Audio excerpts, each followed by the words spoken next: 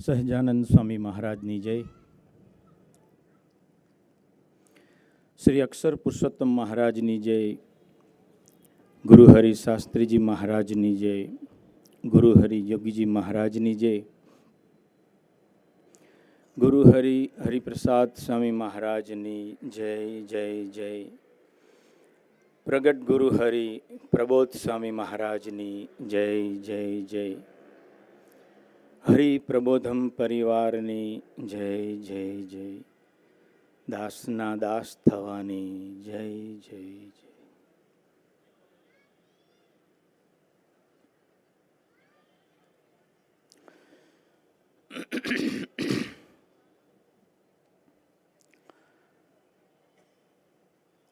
તીર્થ સમાન એવી આ વાપીની પવિત્ર ધરતી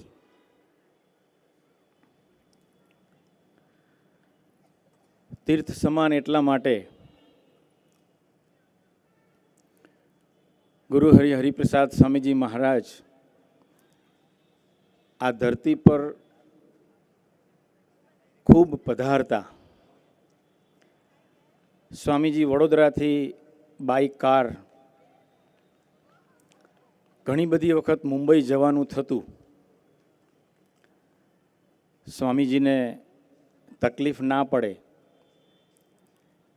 એટલા માટે ભક્તોનો આગ્રહ કે સ્વામીજી બાય ટ્રેન પધારે, બાય પ્લેન પધારે, પરંતુ અહીંના ભક્તોને ગુરુહરિ સ્વામીજીના દર્શનનો, સેવા સ્મૃતિનો લાભ મળે. એટલા માટે ગુરુહરિ સ્વામીજી બાય કાર ઘણી બધી વખત મુંબઈથી વડોદરાથી મુંબઈ પધારતા ત્યારે વાપી આવીને રોકાતા. એવી જ રીતે પ્રભુ દર્શન સ્વામીએ કહ્યું એમ કે ગુરુહરિ પ્રબોધ સ્વામી મહારાજ પણ આ ધરતીને અવારનવાર પ્રસાદીની કરી છે. એટલે આ ધરતી તીર્થ સમાન કહેવાય. જ્યાં ભગવાનના પવિત્ર સંતોના ચરણાવીન પડે એ ધરતી તીર્થ સમાન બની જાય છે. એથી એક વિશેષ વાત કે આ પવિત્ર વાપીની ધરતી પરથી ગુરુહરિ સ્વામીજીએ એવા 3 સાધકોને દીક્ષા આપી. એમાંના એક આનંદ સાગર સ્વામી, બીજા સહિષ્ણુ સેવક પુલકિતભાઈ અને ત્રીજા સહિષ્ણુ સેવક સહજભાઈ, જે અત્યારે કેનેડાની ધરતી પર અદ્ભુત ગુરુ હરિના યુગ કાર્યમાં નિમિત્ત થઈને પોતાની યાત્રા પ્રભુ તરફ ચલાવી રહ્યા છે. એવા 3 સાધુ જેને આ ધરતી પર પ્રાગટ્ય થયું, ધામધામીને મુક્તોના ચરણાવીના ધરતી પર પડ્યા. એટલે વાપીની ધરતી ખૂબ પવિત્ર કહેવાય, તીર્થ સમાન કહેવાય. આ ધરતીને વિશેષ પુણ્યશાળી કરવા માટે, આપણા સૌના સંસ્કારોને, મુમુક્ષતાને જાગૃત કરવા માટે ફરી એક વખત ગુરુ હરિ પ્રબોધ સ્વામી મહારાજ આ ધરતી પર પધાર્યા છે. ભગવાન સ્વામિનારાયણ આજથી 244 વર્ષ પહેલા ધરતી પર પધાર્યા. પોતે ખૂબ સમર્થ પુરુષ હતા, સ્વયં ભગવાનનું એ સ્વરૂપ. 2 વસ્તુ, આમ તો ભગવાનના તો અનંત ગુણો છે, આપણે કેટલા ગાઈએ, પરંતુ ભગવાન સ્વામિનારાયણની એ અગાધ સામર્થ્ય, એની સાથોસાથ એમની એવી સહજ સાધુતા, સમર્થ સાધુતાથી, સરળતાથી જીવી ના શકે.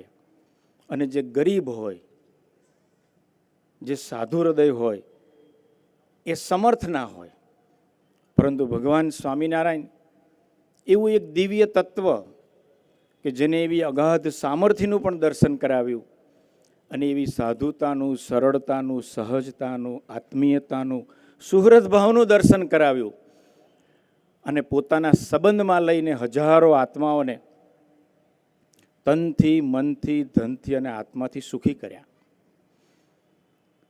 ભગવાન સ્વામિનારાયણ કેવા સમર્થ પુરુષ હતા.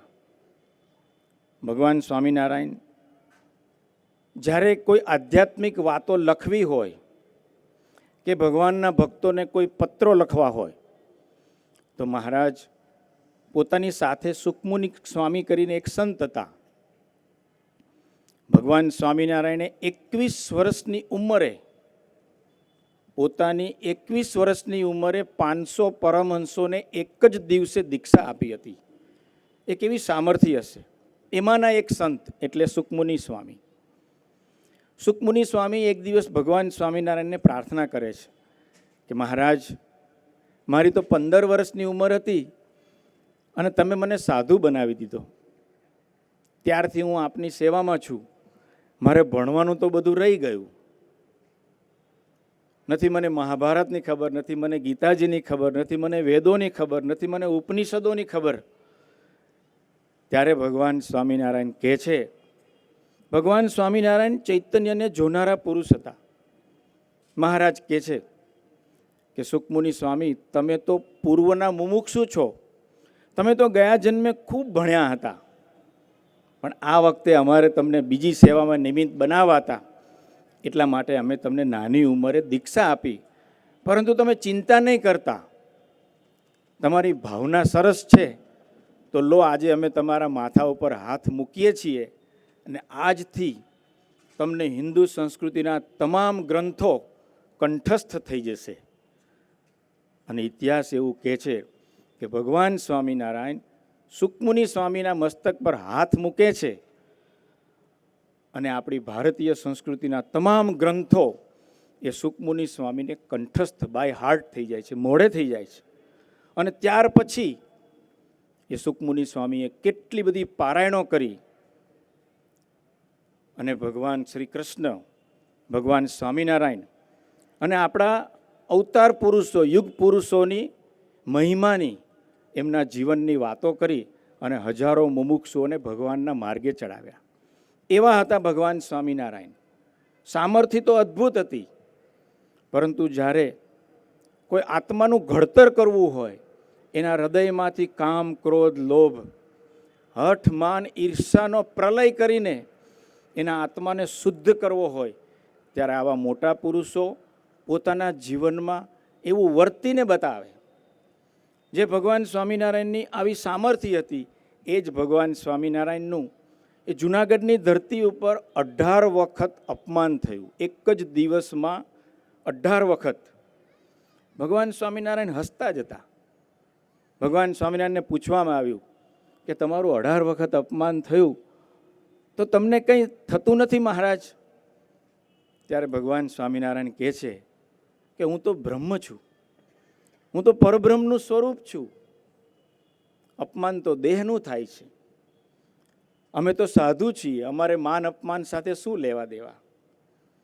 સામર્થ્ય હોવા છતાં પણ આ બ્રહ્માંડના બધા જ જીવો એને જોઈ શકે, એની ગતિને બદલી શકે એવા સમર્થ પુરુષ હોવા છતાં પણ સામાન્ય એવા અલ્પ જીવોના અપમાનનું એમણે સહન કર્યું, જેના ફળ સ્વરૂપે આજે ભારતની ધરતી ઉપર, વિશ્વની અંદર હજારો લાખો એવા સ્વામિનારાયણના ભક્તો જે માન અપમાનથી પરનું જીવન જીવી અને પોતાની આત્માને પરમાત્મા તરફ લઈ જઈ રહ્યા છે. એના એ જ ભગવાન સ્વામિનારાયણે ધરતી ઉપર હરિપ્રસાદ સ્વામી મહારાજ સ્વરૂપે ફરી પધાર્યા. એની એ જ સામર્થ્ય, ગુરુ હરિપ્રસાદ સ્વામીજીનું દાસત્વ, એમની ગરીબાઈ, એની એ જ ગરીબાઈ. વડોદરાની ધરતી પર એક વખત ગુરુહરિ સ્વામીજી બિરાજમાન હતા. સ્વામીજીને સમાચાર મળે છે કે એક અમરીશ ભક્તરાજને હાર્ટ એટેક આવ્યો છે. સ્વામીજી જ્યાં બિરાજ્યા હતા ત્યાં બેઠા બેઠા પણ આશીર્વાદ આપી શકે, એક જ જગ્યાએ બિરાજીને બીજી જગ્યાએ પ્રગટ થઈને દર્શન આપી શકે એવા સમર્થ પુરુષ હતા. છતાં પણ એમને ભક્તોની ભક્તિ કરવાનો એટલો જ ઉમંગ હતો. એ ભક્તના ભક્ત હતા. સ્વામીજીએ તરત કહ્યું, ચલો ગાડી કાઢો, આપણે જવું છે, આપણે એ કનુભાઈ ભટ્ટના દર્શન કરવા માટે જવું છે. સ્વામીજીએ વડોદરાની હોસ્પિટલમાં પધારે છે. કનુભાઈની ટ્રીટમેન્ટ ચાલતી હોય છે. સ્વામીજી ડૉક્ટરને મળે છે. ડૉક્ટર એવું કહે છે કે સ્વામીજી મને માફ કરજો, પણ આ તમારા સેવક કનુભાઈ, એમનું હાર્ટ એની ઓરિજિનલ સાઇઝ કરતાં ડબલ સાઇઝ એનલાર્જ થઈ ગયું છે. એના મસલ્સ બધા હાર્ટના વીક છે. હવે આ હાર્ટ નોર્મલ નહીં થઈ શકે. જ્યાં સુધી અમે વેન્ટિલેટર પર રાખીશું ત્યાં સુધી એ તમને દર્શન આપી શકશે. ત્યારે સ્વામીજી કેવી વાત કરે છે. અક્ષરધામના પુરુષ, અલૌકિક પુરુષ, એમની વાતો અલૌકિક હોય, એમના શબ્દો અલૌકિક હોય.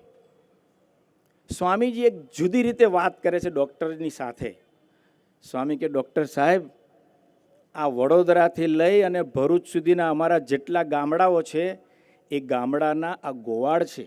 અમારા હરિભક્તોના મંડળોનું જતન કરે છે. આ કનુભાઈ તો અમારા કાર્યકર્તા છે.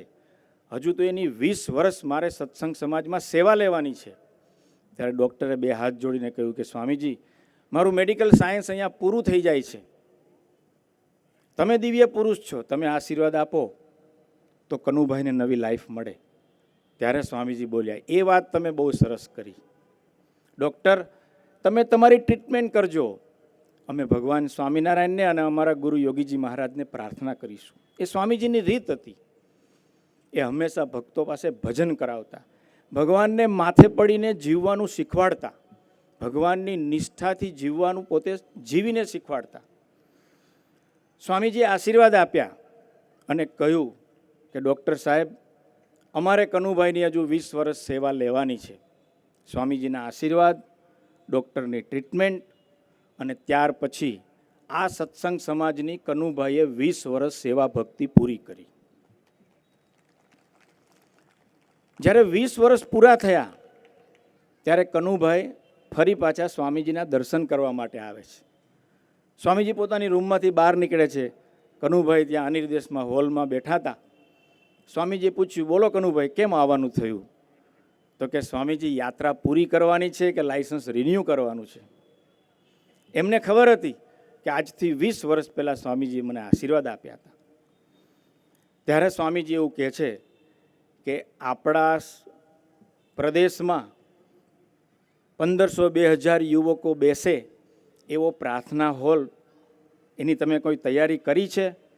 તો કે ના સ્વામી. સ્વામી કે તો પછી આપણે ભગવાનના ધામમાં જઈને શું કામ છે? આપણે તો હજુ આપણા પ્રદેશની અંદર જ્યાં યુવકો બેસીને સત્સંગ કરી શકે, સંતોના સમાગમનો લાભ લઈ શકે એવો પ્રાર્થના હોલ જ્યાં સુધી તમારા પ્રદેશમાં તૈયાર ના થાય ત્યાં સુધી આપણે ભગવાનના ધામમાં જવાનું નથી. અને એ જ કનુભાઈના પ્રદેશમાં જમીન ફાઇનલ થઈ, સ્વામીજીએ ખાતમુહૂર્ત કર્યું, પ્લિન્થ લેવલ સુધી કામ ચાલુ થયું, સ્લેબ ભરાઈ ગયો અને પછી સ્વામીજીએ કહ્યું કે કનુભાઈ, હવે આપણે ભગવાનના ધામમાં જવાનું છે. અને ત્યાર પછી સ્વામીજી દર્શન આપીને કનુભાઈને પોતાના ધામમાં તેડી જાય છે. એવા એ સમર્થ પુરુષ હતા. એમની સામર્થ્ય અગાધ હતી.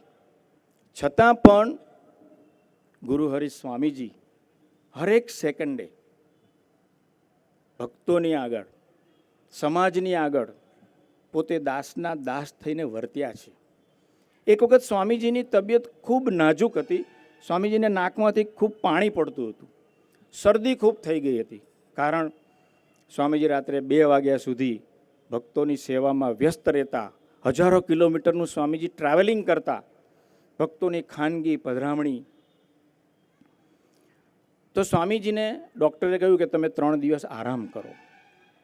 સ્વામીજી વાસના જઈને આરામ કરતા હતા. સ્વામીજીને સમાચાર મળ્યા કે હિન્દુ સંસ્કૃતિની રક્ષા કરતી 2 સંસ્થાઓ, એના કાર્યકર્તાઓ વચ્ચે મનદુખ થયું છે. સ્વામીજીને ખબર પડી. સ્વામીજીના જીવનનું સૂત્ર હતું, કોઈ આત્મીય બને કે ના બને, હે મહારાજ, મારે આત્મીય બનવું છે. સ્વામીજીએ કેવળ સૂત્ર આપ્યું નથી, પણ સ્વામીજીએ પોતે પોતાના જીવનમાં હરેક સેકન્ડે એ આત્મીયતાનું દર્શન પણ કરાવ્યું છે. અને આત્મીયતા એટલે ઘસાઈ જવું, આત્મીયતા એટલે ઝૂકી જવું, આત્મીયતા એટલે હારી જવું, આત્મીયતા એટલે પોતાની પકડ મૂકી દેવી, આત્મીયતા એટલે સામેવાળી વ્યક્તિને જેવો છે તેવો સ્વભાવે સહિત સ્વીકારવો. એવું સ્વામીજીએ પોતાના જીવનમાં હરેક સેકન્ડે દર્શન કરાવ્યું. હિન્દુ સંસ્કૃતિની સેવા કરતી એક સંસ્થા હતી. એ સંસ્થાના 5 કાર્યકર્તાઓને સ્વામીજી વાસના બોલાવે છે અને સ્વામીજી એમને મળે છે, એમને સમજાવે છે કે આપણે તો આ ભારતીય સંસ્કૃતિ, હિન્દુ સંસ્કૃતિની રક્ષા કરવાની છે, તો આપણે મન દુઃખ થયું હોય તો જતું કરવું જોઈએ. તો સ્વામીજી, અમારો વાંક જ નથી, અમે કેવી રીતે લેટ ગો કરીએ? જ્યાં સુધી સામેવાળા માફી નહીં માગે ત્યાં સુધી અમે લેટ ગો નહીં કરીએ. સ્વામીજી કે માફી માગે તો? સ્વામી કે તો અમે લેટ ગો કરીશું. ત્યારે સ્વામીજીએ કહ્યું કે એ લોકો વતી હું તમારા બધાની માફી માગું છું, તમે એમને માફ કરી દો. સ્વામીજી એ લોકો વતી માફી માગે છે. ત્યાર પછી સ્વામીજી બીજી સંસ્થાના 5 કાર્યકર્તાઓને બોલાવે છે. સ્વામીજી એમની આગળ વાતની રજૂઆત કરે છે કે આપણે કેટલું મોટું કાર્ય કરવાનું છે, તો આપણે આત્મીયતા અને સુહૃદ ભાવથી જીવન જીવવું જોઈએ. ત્યારે એ કાર્યકર્તાઓએ પણ વાત કરી કે સ્વામીજી, અમારો કોઈ વાંક જ નથી, પછી અમે શા માટે ગીવઅપ કરીએ, અમે શા માટે લેટ ગો કરીએ? ત્યારે સ્વામીજી એ લોકોને પણ બેસાડીને એવું કહે છે કે તમને જેમના તકલીફ છે એમના વતી હું માફી માગું છું, તમે તમારી પકડ છોડી દો.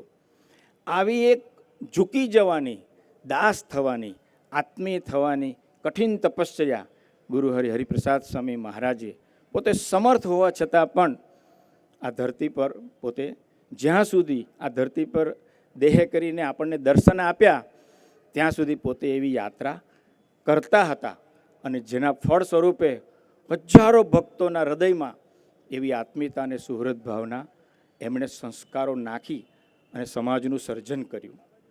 એના એ જ હરિપ્રસાદ સ્વામીને ગુરુ હરિપ્રબોધ સ્વામી મહારાજે સાંગો પાંગ ધારણ કર્યા છે. જેવી સામર્થ્ય ભગવાન સ્વામિનારાયણની, જેવી સામર્થ્ય ગુરુ હરિપ્રસાદ સ્વામી મહારાજની, એવી ને એવી સામર્થ્ય અને એવી ને એવી ગરીબાઈ, એવું ને એવું દાસત્વ. આ પુરુષ દેખાય છે ખૂબ નાના, વામન, પણ છે વિરાટ જેવા. આટલા મોટા ભગવાનને એમણે પોતાના એક નાનકડા શરીરમાં ધારણ કર્યા છે. ગુરુ પ્રબોધ સ્વામીજી અમેરિકાની ધરતી પર વિચરણ કરતા હતા. શિકાગોની ધરતી પર અમેરિકામાં ગુરુ સ્વામીજીની અને પ્રબોધ સ્વામીજીની તપશ્ચર્યાના અને સામર્થ્યના ફળ સ્વરૂપે America, Canada, UK, India, New Zealand જેવા કન્ટ્રીની અંદર 100થી વધારે યુવકો અનમેરિડ રહીને સહિષ્ણુ દીક્ષા લઈને ભગવાન ભજે છે.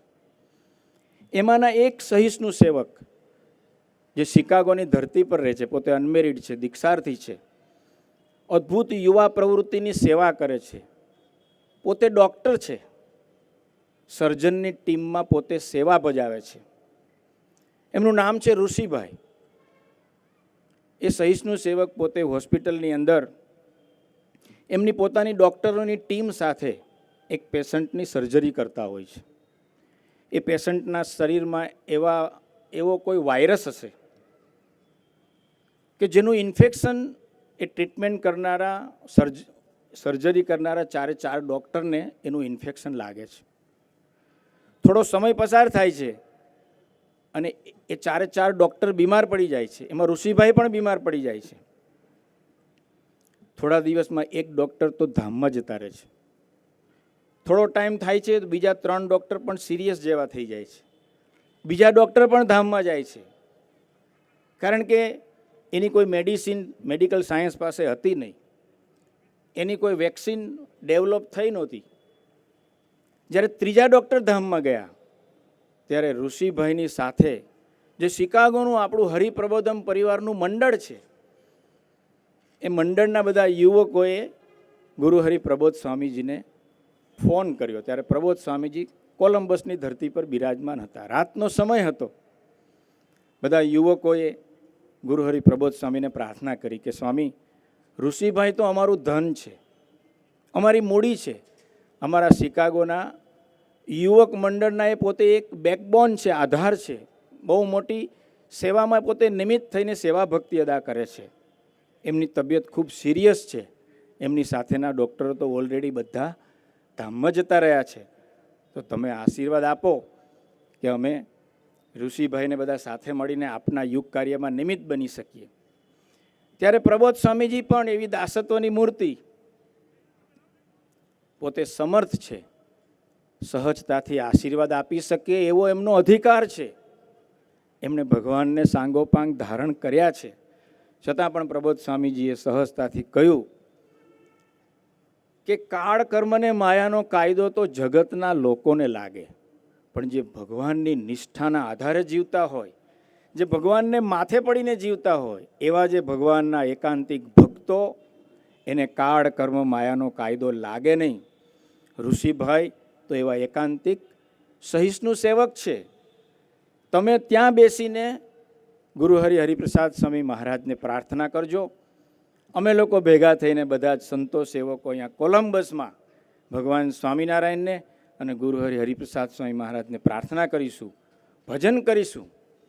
એ પોતે આશીર્વાદ આપીને 1 સેકન્ડમાં રોગ મટાડી શકે એવા સમર્થ હોવા છતાં પણ પ્રસંગે આપણે શું ભગવાનનું ભજન કરીએ, ભગવાનનું બળ લઈએ, આપણે ભગવાનને માથે પડીને જીવી શકીએ એવું પોતે પોતાના જીવનમાં વર્તીને બતાવે છે. ગુરુહરિ સ્વામીજીના આશીર્વાદ, ગુરુહરિ પ્રબોધ સ્વામીજીના આશીર્વાદ, એ યુવકોનું ભજન, એ ઋષિભાઈ આજે પણ શિકાગોની ધરતી પર કેટલાય યુવકોની ગોવાળી કરી રહ્યા છે. અને ગુરુહરિ પ્રબોધ સ્વામીજી એમને નવું જીવન આપ્યું છે. પોતે સમર્થ છે, છતાં પણ ગયા વર્ષે પ્રબોધ સ્વામીજી ભરૂચની ધરતી પર પધાર્યા ત્યારે એક બહુ મોટા VIP, ખૂબ પૈસાપાત્ર વ્યક્તિ, એમણે પ્રબોધ સ્વામીજીને પ્રશ્ન પૂછ્યો કે સ્વામીજી આપનું કાર્ય શું, આપની પ્રવૃત્તિ શું?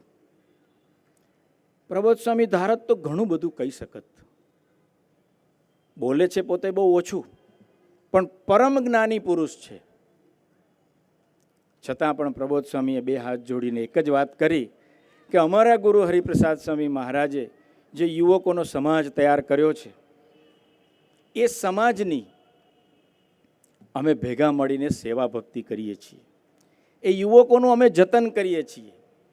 એ યુવકોનું જતન કરવા માટે અમારે દાસના દાસ થઈને જીવવું પડે, અમારે ઝૂકી જવું પડે, અમારે હારી જવું પડે, અમારે સહન કરવું પડે.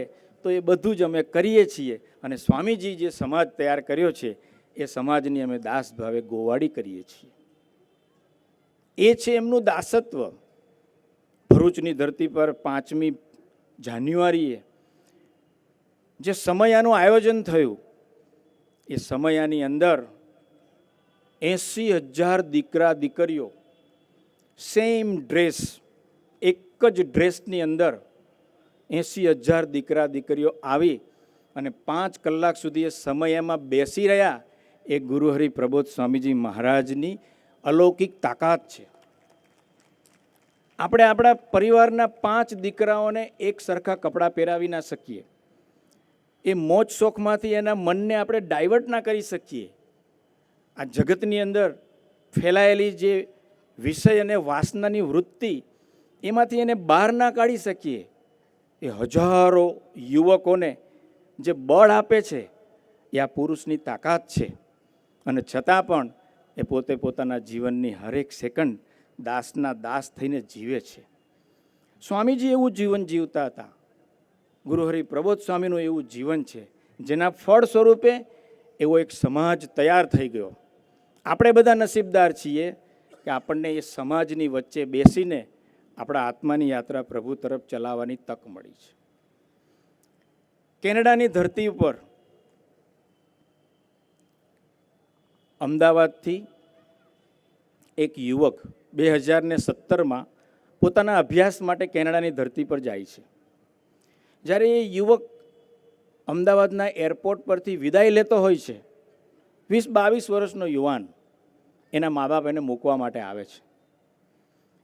જ્યારે એ વિદાય લે છે ત્યારે એના મા બાપ એ દીકરાને એવું કહે છે કે જ્યારે કોઈ દીકરો વિદેશની ધરતી પર અભ્યાસ કરવા માટે જતો હોય, યુવાન દીકરો, તો તો એના મા બાપ રડતા હોય, પરંતુ આજે અમારા હૈયાના વિશે ખૂબ આનંદ છે.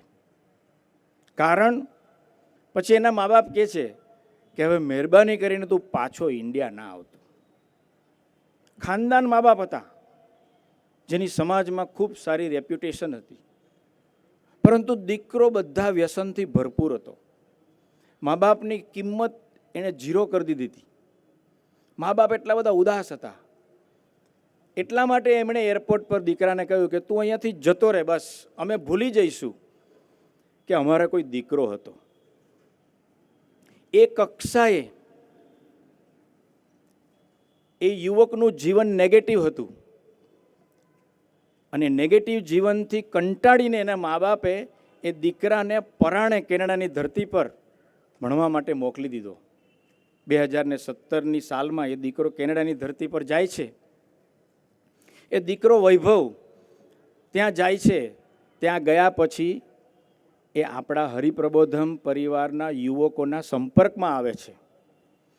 ધીમે ધીમે એ દીકરો જુએ છે કે અહીંયા તો ખાવાનું સુખ છે, પીવાનું સુખ છે, ફરવાનું સુખ છે, ભોગવવાનું સુખ છે. 1 વર્ષ તો એ દીકરો ત્યાં ખૂબ આનંદ મસ્તી કરે છે, પરંતુ એના નસીબ હશે કે એને રહેવાનું જે ઘરમાં મળ્યું હતું, એ ઘરના જે યુવકો હતા, જે શેરિંગ હાઉસમાં રહેતા હતા, એ ઘરના યુવકો એ હરિપ્રબોધમ પરિવારના રેગ્યુલર સભા ભરતા દીકરાઓ હતા. આપણા દીકરાઓએ એવો પ્રેમ આપ્યો, એવું નિરપેક્ષ ભાવે એનું જતન કર્યું. 1 વર્ષ પછી એને રિયલાઇઝ થયું કે હું જે સુખ પામવા માટે બહાર જઉં છું, ક્લબમાં જઉં છું, એ તો બધું ટેમ્પરરી સુખ છે, પણ આ યુવકો મારી સાથે જે રહે છે એ તો સવારથી સાંજ સુધી બ્રહ્મ મસ્તીમાં રહે છે. આ લોકો મારા કરતાં વધારે સુખી છે. ખર્ચો હું વધારે કરું છું, પણ મારા કરતાં વધારે સુખી આ લોકો છે. એ દીકરાએ ધીમે ધીમે યુવકો સાથે મંદિરે જવાની શરૂઆત કરી, પ્રાર્થના હોલમાં જવાની શરૂઆત કરી, સભા ભરવાની શરૂઆત કરી. સુરત સ્વામી અને સંતો કેનેડાની ધરતી પર જાય, એને દોસ્તી કરવાની શરૂઆત કરી. 3 વર્ષની અંદર એ વૈભવભાઈના જીવનમાં એટલું બધું પરિવર્તન આવ્યું કે એને પોતાના તમામ વ્યસનો, પોતાની જે બુરી આદત, એમાંથી પોતે બહાર નીકળી ગયા અને એક આદર્શ યુવક તરીકેનું જીવન જીવતા થઈ ગયા. પછી એમણે એના મા બાપને ફોન કરે છે કે પપ્પા, હું અહીંયા એક સત્સંગ સભામાં જાઉં છું. તો કે બેટા, રોંગ નંબર, મારો દીકરો કોઈ દિવસ સત્સંગ સભામાં જાય નહીં, તારા મા બાપ કોઈ બીજા હશે. તો કે ના, હું તમારો વૈભવ, મારો વૈભવ કોઈ દિવસ સત્સંગમાં ના જાય, મારે તારો અવાજ નથી સાંભળવો, તારે પૈસાની જરૂર લાગે છે. તો કે ના પપ્પા, મારે તમને આખી વાત કરવી છે. જ્યારે એ વૈભવ એના મા બાપને એ ત્યાંના હરિપ્રબોધમ પરિવારના યુવકોની વાત કરે છે, સમાજની વાત કરે છે, એના મા બાપ ખૂબ રડે છે. પછી એનાથી તો ઇન્ડિયા આવી શકાય એવું નહોતું, પરંતુ એ જે હાઉસમાં રહેતા હતા ત્યાંના 2 યુવકો અમદાવાદ સમયમાં આવે છે. ત્યારે એ વૈભવભાઈએ કહ્યું હતું કે તમે મારા મા બાપને, પપ્પા મમ્મીને મળવા માટે જજો. જ્યારે એમને ફોન કરીને કેવડાવે છે, તો એ ફાધર મધર, જેમ ગુરુહરિ પ્રબોધ સ્વામીજી પધાર્યાને કેવી કાર્પેટ સરસ અહીંયા બનાવી છે ભક્તિભાવથી ભક્તોએ, એવી રીતે બંને યુવકોનું એ મા બાપે ફૂલની કાર્પેટ કરીને સ્વાગત કર્યું અને બંને યુવકોની આરતી ઉતારી. અને એના ફાધર બંને યુવકોને ભેટીને એટલું બધું રડ્યા કે ધન્ય છે તમને અને તમારા ગુરુ પ્રબોધ સ્વામી મહારાજને કે જેમણે મારો ખોવાઈ ગયેલો દીકરો મને પાછો આપ્યો. આવા 1 નહીં 2 નહીં હજારો યુવકો, આજે કેનેડાની ધરતી પર 2000 યુવકો એવું નિર્વ્યસનીય ધાર્મિક જીવન જીવે છે. પરંતુ જો સ્થાન હોય, પ્રાર્થના હોલ હોય, મંદિર હોય, તો આવા યુવકો ત્યાં ભેગા આવીને બેસી શકે, એવી સત્સંગની પ્રવૃત્તિ કરી શકે અને ભટકેલા યુવકોને એક નવી દિશા મળે, પોતાના જીવનનું શું ધ્યેય છે અને સાચા અર્થમાં એ તનથી, મનથી, ધનથી અને આત્માથી સુખી થઈ શકે. આવા હજારો યુવકોનું સર્જન ગુરુ હરિપ્રસાદ સ્વામી મહારાજે કર્યું હતું. એવા હજારો યુવકોનું સર્જન આજે ગુરુ હરિપ્રબોધ સ્વામી મહારાજ કરી રહ્યા છે. એટલા માટે આપણે બધા ખૂબ ભાગ્યશાળી છીએ. આજના શુભ અને મંગલકારી દિવસે આપણે ગુરુહરિ સ્વામીજી, ગુરુહરિ પ્રબોધ સ્વામીના ચરણે પ્રાર્થના કરીએ કે એવા બે ખાનદાન સંતો, શાશ્વત સ્વામીજી અને પ્રભુ દર્શન સ્વામીજીની આપે અમને ગોદ આપી છે. બંને સંતો હાઈલી એજ્યુકેટેડ છે, પીએચડી છે, માસ્ટર્સ કરેલા સંતો છે. આજે એ સમાજની વચ્ચે હોત તો 1,00,000-2,00,000 રૂપિયાનો પગાર લઈને પોતાના જીવનને સમૃદ્ધ બનાવી શકત. ખાનદાન પરિવારમાંથી આવે છે, ધાર્મિક પરિવારમાંથી આવે છે, પોતાના આત્માની સેવા પણ કરી શકે એવા સમર્થ હતા. છતાં પણ ગુરુહરિ સ્વામીજીએ બંને સંતોને દીક્ષા આપી અહીંયા આપણી વચ્ચે રાખ્યા છે. બંને સંતોની એક બહુ મોટી વિશેષતા છે. આખો દિવસ આપણે એમની સાથે રહીએ પણ એક વખત આપણને એમની વાણીમાંથી હુંહાટાનું, ડોળનું, દંભનું, પ્રદર્શનનું દર્શન ન થાય. બંને સંતો ખૂબ ગુણોના ભંડાર છે, છતાં પણ આપણી સાથે દાસના દાસ થઈને, યુવકોની સાથે યુવકો જેવા થઈને જીવન જીવી રહ્યા છે. તો ગુરુહરિ પ્રબોધ સ્વામીના ચરણોમાં પ્રાર્થના કરીએ કે આ બે સંતોને આપે અમને ગોદ આપી છે, તો એ સંતોની સાથે અમે સરળ વર્તી શકીએ, એમની સાથે પાક્કી દોસ્તી કરી અમે આપનો અંતરનો રાજીપો પ્રાપ્ત કરી શકીએ એવા અમને બળ બુદ્ધિને શક્તિ આપો. એ જ પ્રાર્થના સહજાનંદ સ્વામી મહારાજ.